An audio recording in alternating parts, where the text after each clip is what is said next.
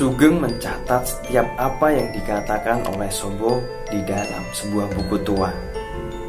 Kali ini Sobo menarik garis panjang ke simbol lain yang lebih jauh. Sesuatu dibutuhkan untuk membalas perlakuan Kuncoro ini. Terlihat sesuatu yang dia kenal tengah memandang ke arah rumahnya.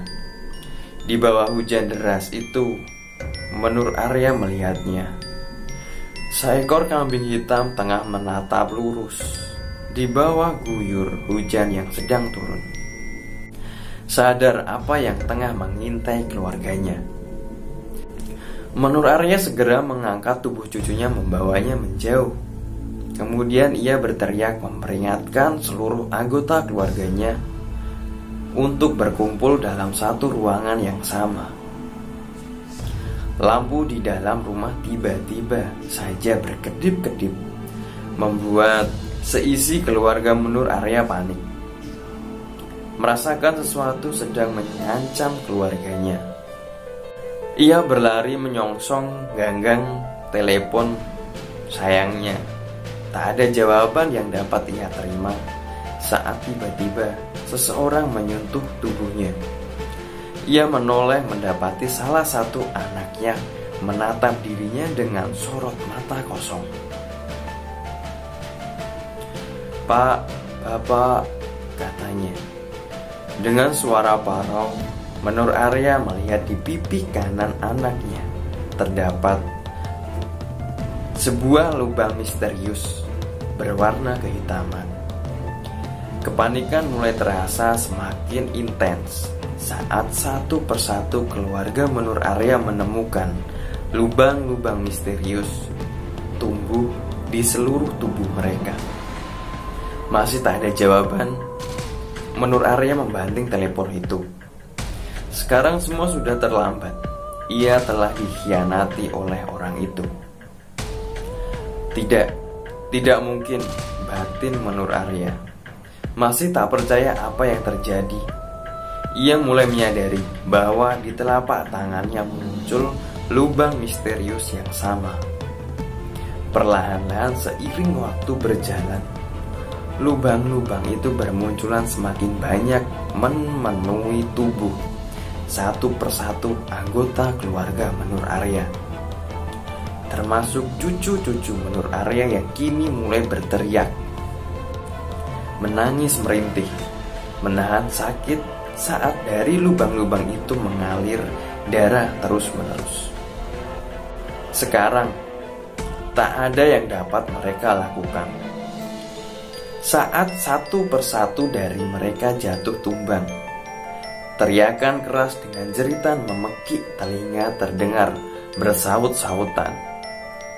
Lalu diikuti suara menggembek di segala sisi, di mana tubuh satu persatu anggota Menur Arya diseret menggesek lantai kayu, di mana mereka mencoba bertahan sembari mencakar-cakar lantai kayu hingga kuku-kuku jari mereka patah.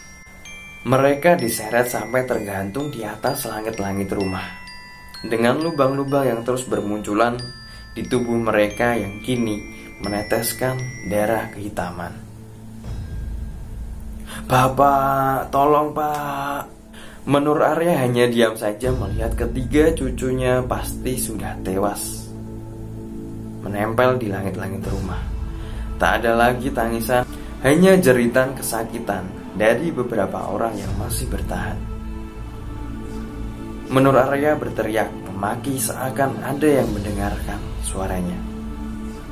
"Bajingan kau Kuncoro, aku sudah mengikuti perintahmu, tapi kau di dalam suara yang semakin lama semakin parau." Menur Arya baru saja menyadari sosok hitam dengan tanduk seekor kambing tengah berdiri di belakangnya, menatap dirinya dengan sorot bola mata merah. Saat itu mulai mengerobek wajah Menur Arya. Dari mulutnya yang menganga menyisakan segumpal daging yang terkoyak-koyak di lantai. Saat seluruh anggota Menur Arya akhirnya terbantai di malam dengan hujan yang tak henti-hentinya. Sobo berkata kepada Sugeng, "Kuncoro itu istimewa. Hal inilah kenapa Cangok Songono seharusnya dimiliki oleh mereka yang bijaksana.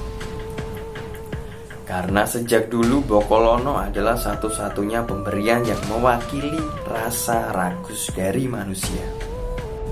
Sabdo diikat di atas tiang dengan linggis yang berkali-kali menghujami tubuhnya.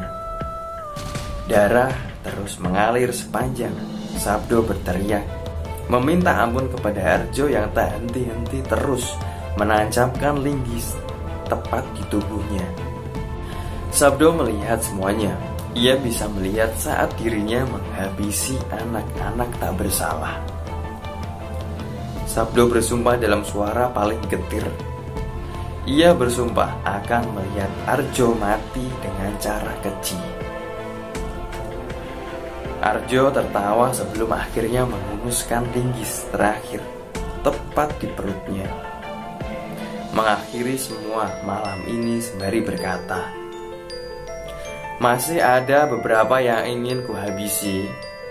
Kau tak akan mati semudah ini, keponakanku." Sekian untuk cerita Janur Ireng bagian yang ke-13. Bagian keluarga Menur Arya dihabisi oleh Arjo